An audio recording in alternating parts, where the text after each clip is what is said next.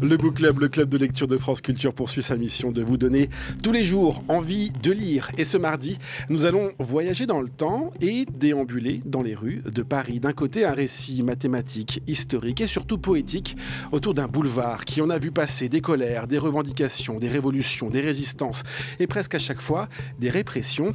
Après tout, c'est pour cela qu'il est aussi long, droit et aussi bien rangé. Nous marcherons ensemble sur le boulevard Voltaire à Paris. De l'autre côté, un Paris un peu plus guindé, celui des beaux quartiers, puisque tout commence sur les Champs-Élysées. Une bague volée, une annonce passée, un pickpocket bien curieux de découvrir son couple de victimes. Si pour certains, 1969 était une année érotique, ici, elle semble plus mélancolique, voire nostalgique. On posera la question et on fera des ponts entre nos deux auteurs que je vous présente dans un instant avec la communauté du Book Club. J'ai aimé les descriptions dans Paris, des lieux, des cafés, des intérieurs. Des personnages qui habitent ce boulevard, le caractère politique et unique du boulevard et son imaginaire social. Puis j'ai repensé à la rue du Dragon, dans le 18e, le 16e, le 15e, pour qu'on ne se perde pas dans le quartier, sûrement. France Culture, le Book Club, Nicolas Herbeau.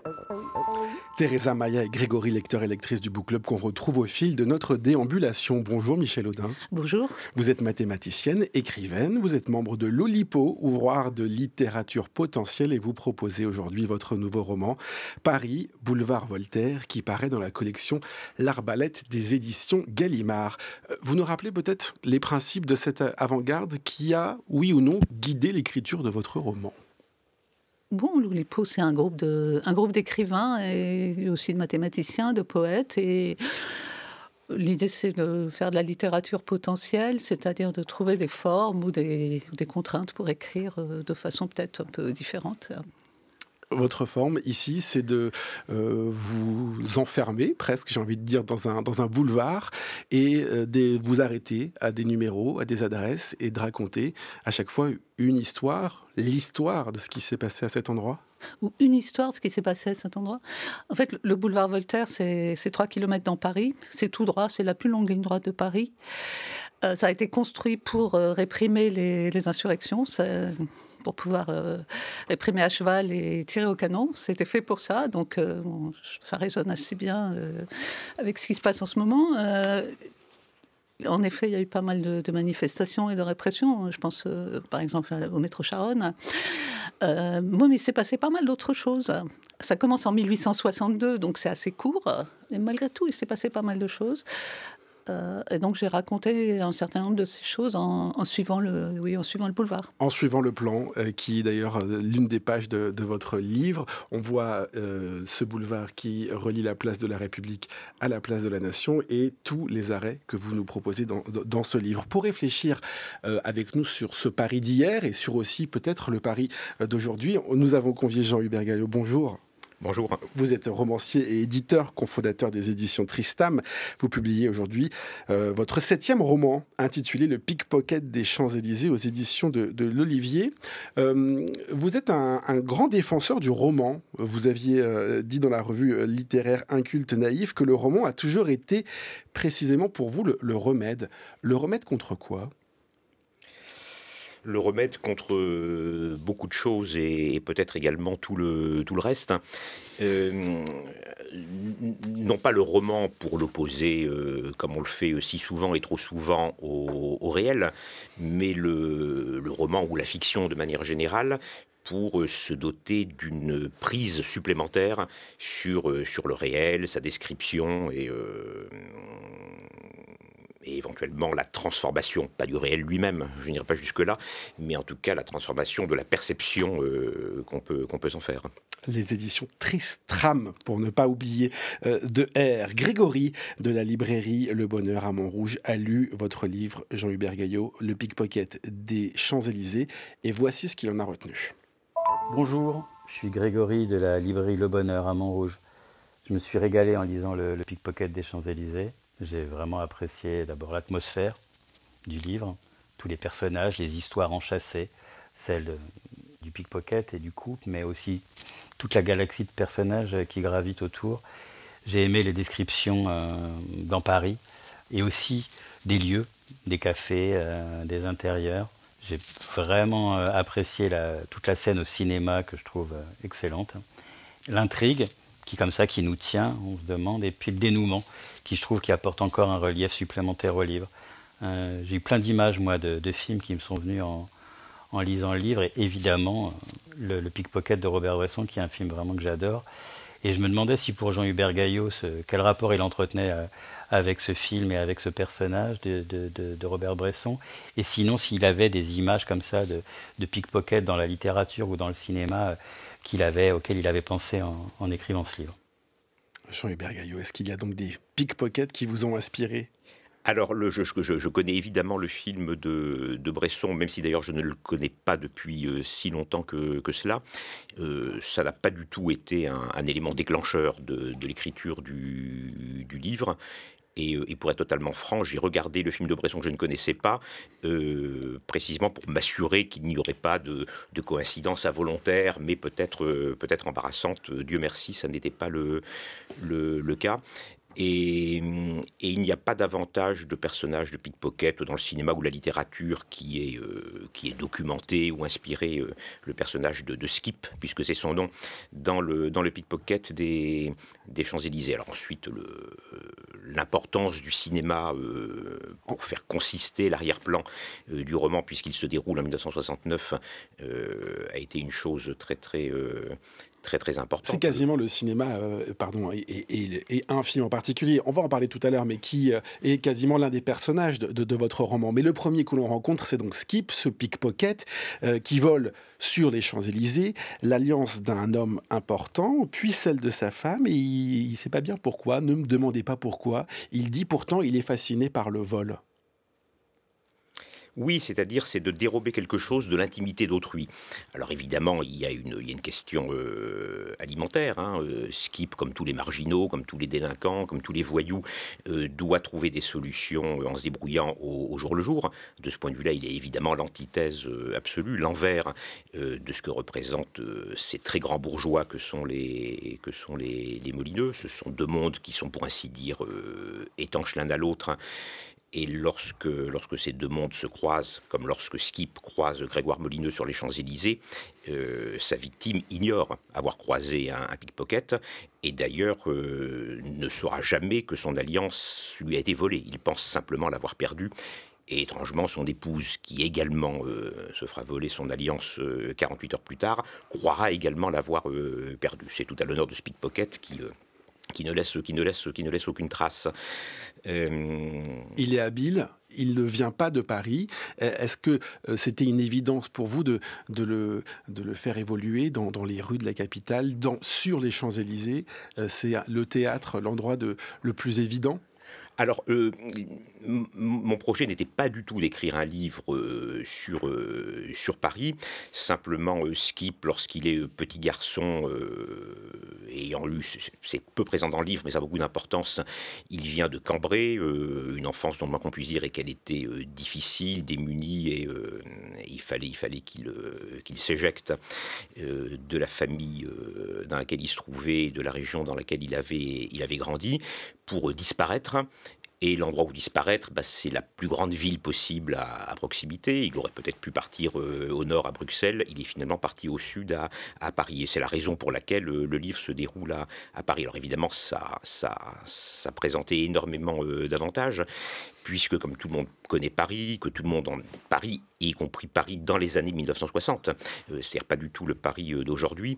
D'une part, à Paris, pour chaque idée, pour chaque situation, pour chaque événement, il y a un quartier, une rue, un endroit clé ultra présent dans notre imaginaire commun qui surgit et qui était un théâtre naturel pour tel ou tel type d'action, ce qui épargne aux romanciers de devoir décrire les choses, puisque tout le monde peut les visualiser, et les visualiser telles qu'elles étaient en 1969. Michel Audin, ça vous fait rire? Oui, je sais pas, mais je me suis donné... En fait, je ne décris pas tellement les lieux, mais c'est pas du tout à ça que je pensais, en fait, quand je ne décrivais pas les lieux. Oui, par exemple, les Champs-Élysées, tout le monde visualise. Moi, j'y vais jamais, mais je visualise. Le boulevard Voltaire, j'y suis tout le temps, personne visualise. C'est un endroit où, que les gens ne connaissent pas. Et pourtant, qui a beaucoup changé aussi depuis qu'il a été créé, oui. On voit aussi dans ce personnage de Skip son côté très solitaire. Et du coup, on est perturbé, on est surpris quand il se met à s'intéresser justement à ses victimes, donc Grégoire et Catherine Molineux. Il se met à suivre cette femme, à l'observer, un peu comme une filature. Et c'est là tout le moyen que vous avez trouvé aussi pour nous faire déambuler dans les rues de Paris. Oui, enfin, du point de vue du scénario, il se passe une chose très simple. Alors, j'en profite d'ailleurs pour préciser que même s'il y a le mot Champs-Élysées dans le titre, c'est pas du tout un livre qui se déroule exclusivement sur les Champs-Élysées. Et heureusement, parce qu'à mon avis, c'est quand même l'un des endroits les plus ennuyeux et les moins intéressants de Paris. Mais je pense que c'est un assez bon titre. C'est glamour, les Champs-Élysées. Ça donne envie. Et puis, bon, le pickpocket des buts de Chaumont, puisqu'il est aussi question de ce quartier-là, ça nous aurait peut-être davantage, peut-être un peu trop renvoyé à la nouvelle vague ou à des choses comme ça. Mais donc, s'il opère sur les Champs-Élysées dans la période de temps d'ailleurs très très brève où se situe le livre, puisque toute l'action se déroule sur 3 jours, les 16, 17 et 18 juillet 1969, c'est après avoir exercé différentes fonctions illégales, comme par exemple vendre de la drogue, de la poudre, d'où son surnom Skip, qui était évidemment une marque de lessive fameuse dans les années 60. Il se reconvertit comme pickpocket pour être indépendant, pour ne pas faire partie d'une bande et d'un réseau. Et comme il est extrêmement doué, au lieu d'être banalement pickpocket à Pigalle, où les mecs se marchent sur les pieds, il y a autant de pickpockets au mètre carré que de touristes à dévaliser. Il va sur les Champs-Élysées, où on peut faire de meilleures prises, mais où c'est également beaucoup plus surveillé. Donc c'est un peu l'aristocratie du métier, et c'est là en effet qu'il croise sa victime. Pour vous répondre, s'il va s'intéresser d'aussi près à cette famille et effectivement prendre Catherine Molineux en filature, c'est le jour où il croise Grégoire Molineux sur les champs, qui sort d'un déjeuner au drugstore avec une journaliste de Paris Match. Il pense qu'il va trouver dans sa poche de veston un portefeuille copieusement garni qui pourra lui faire la semaine. Pas de portefeuille, pas de montre non plus, et c'est finalement par dépit qu'il vole à la perfection l'alliance que Grégoire Molineux porte au doigt.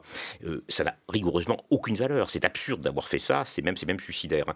Et le lendemain, contre toute attente, c'est un lecteur de François, et au zinc du bistrot où il a ses habitudes, il y a une annonce qui est apparue, Alliance perdue sur les Champs-Élysées, hier après-midi, forte récompense, répondre au journal qui transmettra. C'est très inhabituel, donc il va chez François, il réussit à récupérer le numéro de téléphone pour établir un contact direct avec sa victime, et lorsqu'il appelle à son bureau, une secrétaire décroche, bureau de Grégoire Molineux, j'écoute. Donc il découvre le nom de sa victime, et ce Grégoire Molineux est un type qui est en pleine ascension dans le monde des affaires, de la finance. C'est le genre de type dont ses amis peuvent dire un jour il sera ministre et peut-être même président de la République. Donc c'est l'étoile montante, il est impliqué dans des tas de trucs, des opérations de bourse, etc. Donc il panique. Il raccroche, mais fasciné par cette accroche, il va ensuite vouloir s'intéresser à cette famille, et tout le reste du livre en découle. On va raconter la suite un tout petit peu dans quelques instants. D'abord, peut-être cette ambiance que vous avez décrite. Vous avez dit le nom du personnage Skip qui fait référence à une lessive. Vous avez parlé de François, à l'époque où ce journal était encore une référence. On est dans la France de 1969. Georges Pompidou vient d'être élu. Les Français se passionnent pour les exploits d'Eddy Merckx au Tour de France et pour la fusée d'Apollo. Il y a une ambiance que vous retranscrivez aussi, une certaine époque de 1969. Ça me fait penser, Michel Audin, à votre institutrice, qui est l'un des arrêts sur le boulevard Voltaire, qui énumère aussi les choses. Vous nous plongez dans cette époque de la fin des années 60. En fait, c'est en 1962.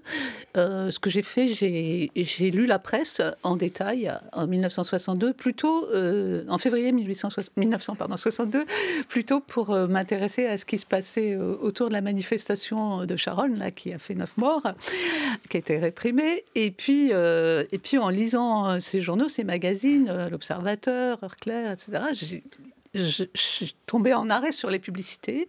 Et donc, j'ai fait une liste de tous les produits publicitaires. Et puis, j'ai construit une histoire comme ça, en utilisant ces choses. Qu'est-ce que ça veut dire de cette époque-là, toute cette ambiance que vous retranscrivez, vous? C'était une période particulière? Bon, oui, c'est une période particulière. C'est ce qu'on va appeler les Trente Glorieuses. Il y a beaucoup de choses qui sont dans la publicité, qui sont des objets avec lesquels, enfin, beaucoup de ces marques, la plupart des lecteurs s'en souviennent, d'autres pas. Et puis, il y a des slogans aujourd'hui incroyables, comme la bouteille d'huile, on n'a qu'à la jeter quand c'est fini. Voilà, donc oui, c'est une autre époque. Oui. C'est une autre époque, évidemment.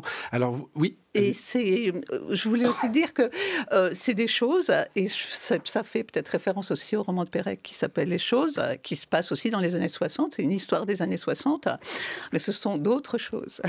Alors si avec Jean-Hubert Gaillot, on est dans le 8e arrondissement, en tout cas on débute l'histoire dans le 8e arrondissement, on se déplace avec vous, Michel Audin, dans le 11e arrondissement de la capitale, et il s'en est passé des choses sur ce boulevard. Vous l'avez dit, dès octobre 1870, Haussmann construit cette ligne droite, inaugurée même plutôt en 62, en 1862, sous le nom bonapartiste du prince Eugène, et ensuite il est baptisé boulevard Voltaire.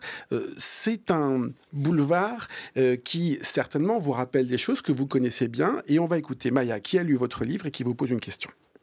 La lecture de Boulevard Voltaire de Michel Audin a été très singulière puisqu'elle était ponctuée de clins d'œil historiques et de liens entre les personnages que l'on peut retrouver dans différents récits. C'était aussi très agréable de rechercher la trace personnelle de l'autrice et des personnages à travers leur point de vue, ainsi que la place et la parole que donne Michel Audin aux monuments, dont principalement les sculptures, mais aussi à l'immatérialité des noms et des usages d'appellation du boulevard. Ce que j'ai beaucoup aimé dans les lectures de Boulevard Voltaire, c'est que c'est un texte très engagé qui, sous l'apparence d'un jeu de recherche littéraire, géographique, historique, des personnages qui habitent ce boulevard, transmet le caractère politique et unique du boulevard et son imaginaire social. Et à ce propos, de nombreuses manifestations et de nombreuses révoltes y sont décrites et sont toujours d'actualité. J'aimerais demander à Michel Audin pourquoi le choix de ce boulevard. Avez-vous un lien qui le relie à votre histoire personnelle? Michel Audin. Mon histoire personnelle, c'est que j'habite par là depuis plus de 40 ans, donc... Donc oui, je passe souvent par là. Et puis, bon, bien sûr, il y a beaucoup de choses qui me relient qui relient à mon histoire personnelle. La manifestation de Charonne, les rafles... Oui, puis les manifestations. Et bon, j'ai vraiment vécu là, et je vis là depuis très longtemps. Donc, j'y suis... Et puis j'ai une conscience historique assez forte quand je marche dans ces rues. Je sais ce qui s'est passé à tel ou tel endroit. Alors justement, ça c'est intéressant, c'est peut-être aussi un des points communs entre vos deux livres, c'est ce regard, cette position de l'observateur, de celui qui regarde ce qui se passe dans ces rues de Paris. Et vous y êtes et à la fois très historique dans votre démarche, mais aussi très, très poétique. On ouvre quand même votre livre sur un épisode de la Commune, où ce ne sont pas vraiment les communards qui s'expriment, mais une statue. À Lyon, oui. Oui, parce qu'il y avait cette très belle fontaine sur la place qui s'appelait pas encore place de la République.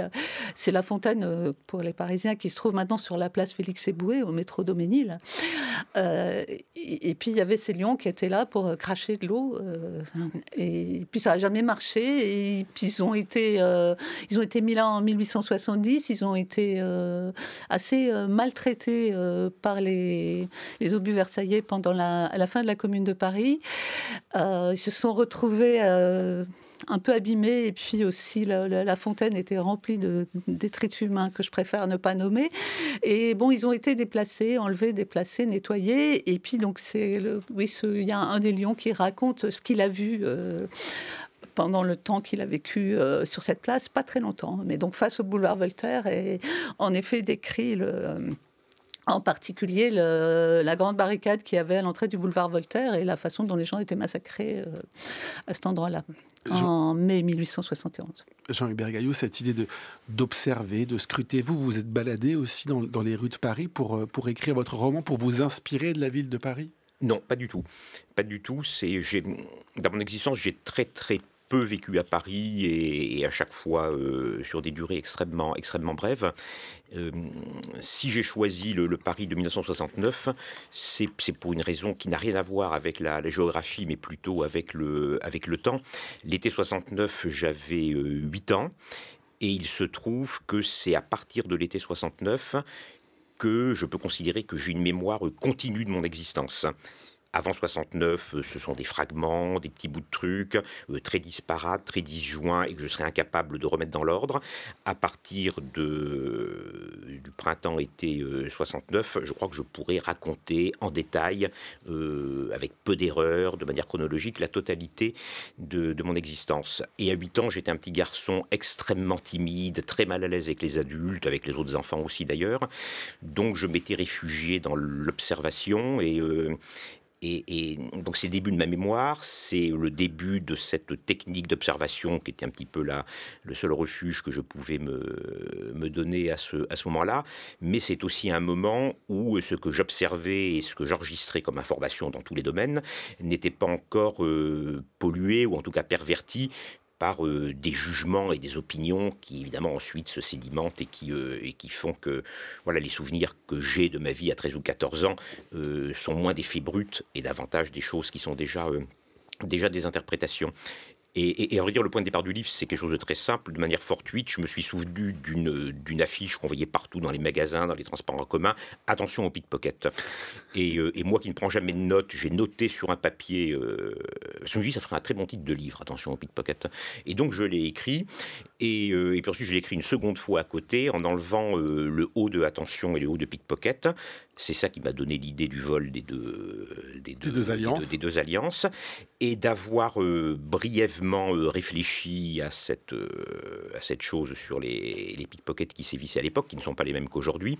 Il y a eu de manière très inattendue un formidable afflux de souvenirs, d'images, qui était justement ce stock de choses que je ne savais pas avoir en mémoire, très nombreuses, et voilà, et la fiction a démarré là-dessus. J'étais persuadé que j'aurais besoin de beaucoup de documentation, et je ne me suis pas documenté du tout, j'ai simplement opéré quelques vérifications, et c'est plutôt a posteriori que j'ai refait certains parcours de Skip, de Catherine Molineux, de Grégoire Molineux dans Paris, pour vérifier un peu le temps que ça prenait, pour m'assurer. Pour éviter les erreurs des films américains où on tourne à droite et on se retrouve de l'autre côté de la capitale. Alors une mémoire plutôt personnelle en ce qui vous concerne, et vous, Michel Audin, on est sur une mémoire collective avec des grands faits historiques qui se sont déroulés sur ce boulevard Voltaire.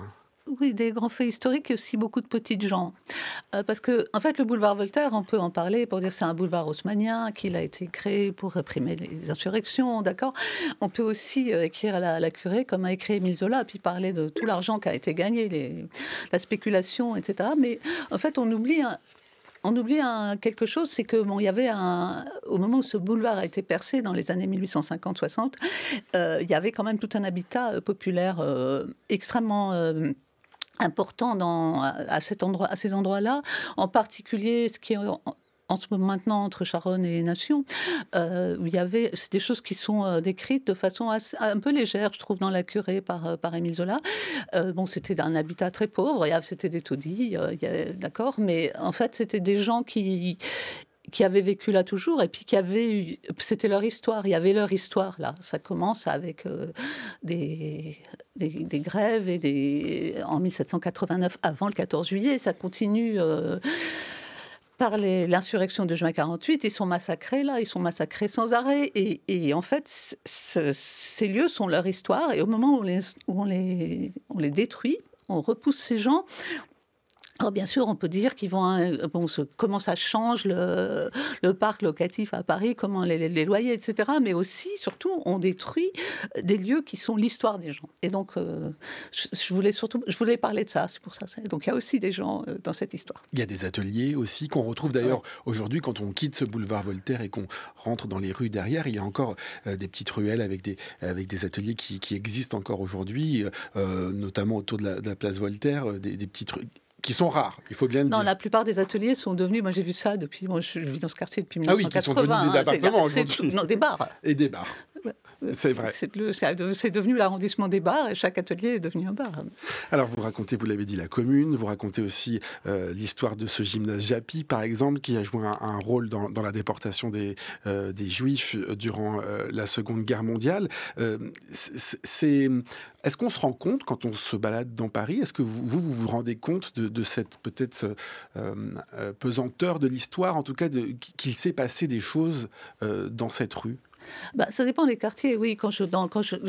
Maintenant, je sais tellement de choses sur ce qui s'est passé dans ces quartiers. Oui, là, je sais. Mais si je vais me promener sur les Champs-Élysées, là, je pense que j'aurai aucune conscience. Mais dans ce quartier-là, aussi dans le 10e ou dans le 20e, oui, bien sûr. Et comment vous avez travaillé justement pour choisir les récits que vous alliez faire, choisir quel passage de l'histoire vous alliez sélectionner? C'est vraiment en vous baladant ou vous avez fait presque des recherches d'historienne? Bon, il y a quand même pas mal de recherches documentaires. En fait, l'histoire est très courte. Ça commence en 1862. Donc, finalement, il n'y a pas tellement de choses à raconter. J'avais écrit un recueil de nouvelles qui s'appelle Mademoiselle As et qui se terminait, donc ça se passait dans les années 30, au début des années 40, et ça se terminait sur le boulevard Voltaire, précisément pendant la rafle de 1941. Et donc, c'est pour ça que je voulais raconter cette rafle à ce moment-là. Je vois enfin la femme, je la reconnais. Je l'avais repérée dans la manif avec sa natte brune et son air sérieux, un peu égaré. C'est peut-être pour ça. Un filet de sang lui fait comme un serpent le long de la joue. Elle a déboutonné l'imperméable, je vois une jupe écossaise. Le rouge va bien aux brunes, je lui dis. Ou peut-être que j'ai trop mal à la tête pour le dire. En tout cas, c'est vrai, ça lui va bien. Et puis ils ont dû rentrer dans l'immeuble et balancer leurs lacrymos dans l'escalier. Alors je me mets à chialer. Et j'en profite pour tomber dans les pommes. Fallait bien que ça arrive. Maya qui nous lit un extrait de l'histoire avec Nestor Burma, Carrefour, Charonne, 8 février 62. Nestor Burma prend un coup sur la tête. Vous nous racontez aussi, Michel Audin, l'église Saint-Ambroise, un jour de manifestation pour défendre l'avortement avec les MLF et le MLAC. Et vous racontez aussi le cinéma Saint-Ambroise que vous avez beaucoup fréquenté, où vous avez vu quelques chefs-d'œuvre. Le cinéma dans Paris, c'est aussi évidemment l'un des ponts entre vos deux livres. Cette idée de cinéphilie, Jean-Hubert Gaillot, avec cette bourgeoise, donc Catherine Molineux, qui va au cinéma et qui va voir un film qu'elle voit même plusieurs fois et qu'elle ne s'en lasse pas. C'est quel sujet? Rassurez-vous, je ne suis pas un représentant, ni un tapeur, ni un quêteur, ni un huissier. Ça me rassure, mais ça ne répond pas à ma question. Oui, c'est extrêmement difficile de répondre à votre question. Par exemple, si je vous dis qui je suis, vous allez vous tromper sur le sens de ma démarche. Mais dites-le quand même. Je suis le mari d'Hélène. Et le film de Claude Chabrol, sorti en 1969, La femme infidèle. Quel est le rôle de ce film dans votre roman? C'est une sorte d'interface entre deux états de la fiction. Skip a pris Catherine Molineux en filature, il observait en train de lire un livre dans un café, il observait faisant un certain nombre de choses. Elle rentre dans un cinéma qui est le MacMahon, donc effectivement près de la place de l'Étoile. C'est une séance de début d'après-midi, donc avec très peu de spectateurs. Il lui emboîte le pas, il s'assied quelques rangs derrière elle, et donc il regarde le film. On comprend que Catherine Molineux, elle l'a déjà vu un certain nombre de fois, lui, il le découvre, et c'est l'occasion de c'est très très amusant et très divertissant à faire, puisque pendant une douzaine de pages, le récit qui est le mien dans le roman devient le récit du film de Claude Chabrol. Avec ce détail, et c'est pour ça que ça joue comme une sorte d'interface, c'est qu'une partie importante de l'action du film de Chabrol se déroule dans le quartier même où il est projeté, avec notamment la fameuse rue Quentin-Bochard, qui, dans le cadre des opérations de pickpocket de Skip, fait partie un peu des des rues de dérivation qu'il peut prendre pour faire le tri dans le contenu des portefeuilles, se débarrasser dans les poubelles de ce qui ne l'intéresse pas. Et lorsqu'il voit cette rue Quentin-Bochard dans le film, ça déclenche une sorte de réflexe paranoïaque qui aura énormément de conséquences dans la suite du roman, qu'on ne racontera pas maintenant, parce que c'est comme si brusquement il avait l'impression qu'il risque d'être reconnu. Voilà. Et il y a évidemment, en plus de cette cinéphilie, un rapport au roman. C'est une grande lectrice de romans et on se rend compte qu'elle ne lit pas n'importe quel roman puisqu'elle lit un roman sulfureux, L'Histoire d'eau de Pauline Réage, qui est un chef-d'œuvre de la littérature érotique. Et là, c'est véritablement à ce moment-là qu'on est un peu, comment dire, qu'on ne sait plus très bien si on est dans le film, dans la réalité. Il y a aussi des choses, des liens, des ponts qui se font entre ces deux histoires. Hein.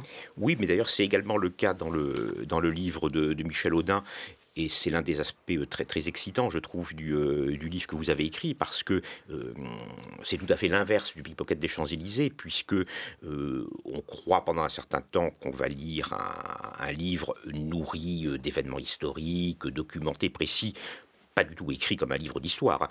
Ce sont des actions, on peut aussi le lire comme des fictions, mais on sait qu'elles sont réelles. Et si on vérifie, on trouve effectivement les sources de tout ça. Et souvent, vous les donnez. Sauf que par intervalle, on se rend bien compte que vous êtes obligé d'imaginer en très grande partie. Par exemple, le merveilleux chapitre sur la jeune femme inconnue qui embrasse Georges Feldman, le casquettier, pour lui éviter d'être rattrapé par ses poursuivants, et qui lui sauve probablement la vie, ou l'épisode qui a été lu tout à l'heure avec Nestor Burma, où, si j'ai bien compris, c'est une aventure qui n'existe pas du tout chez Léo Mallet. Donc il y a de la fiction qui est subrepticement insérée dans l'histoire réelle. Et en ce qui me concerne, j'ai plutôt fait l'inverse, en insérant de petits éléments réels dans quelque chose qui, de manière générale, est intégralement de l'ordre de la fiction. Avec des personnages qui reviennent aussi dans votre roman, Michel Audin, cette dame avec la jupe écossaise, par exemple, qu'on retrouve dans plusieurs histoires. C'est celle, ça doit être la même, peut-être. C'est celle qu'on a entendue dans l'histoire, là, qui est avec Nestor Burma pendant la manifestation. Puis après, c'est elle qui a ces choses dont on parlait tout à l'heure. Cette bouteille d'huile qu'on jette. C'était important aussi de faire des liens dans les personnages, dans le récit que vous faites, peut-être en mettant aussi une part de vous, de votre histoire, de ce que vous avez pu vivre. Oui. En fait, le point de départ de ce livre, c'était que je voulais écrire un roman sur Charonne. Puis je voulais écrire le roman que Léo Mallet n'a pas écrit sur le 11e arrondissement, d'où Nestor Burma. Et puis j'ai été capable de faire ni l'un ni l'autre, et surtout pas les deux en même temps.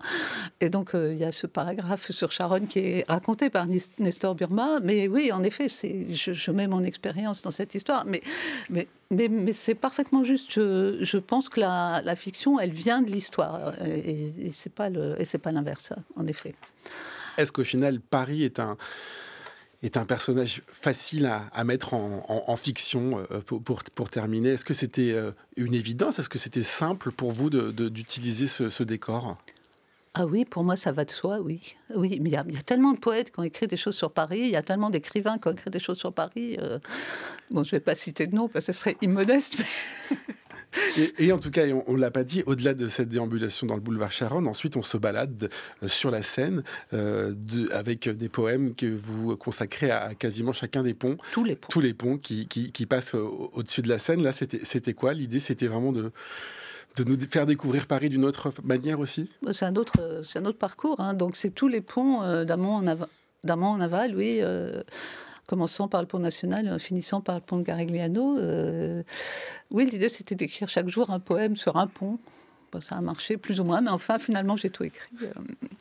Ça m'était plus facile à l'est qu'à l'ouest, mais c'est...